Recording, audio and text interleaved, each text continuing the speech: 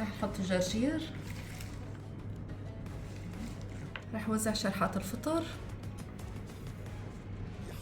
تشيري توميتو، كم حبة من الفراولة بتعطيني طعمة طيبة، رشة رمان، وأكيد شوية جوز، شوي من جبنة الفيتا على الوجه،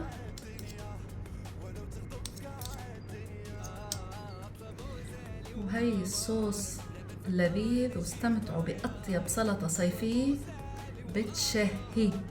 صحتين وعافية.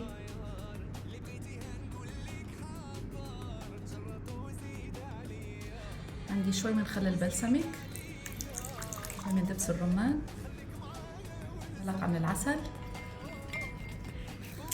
ملح، رشة فلفل،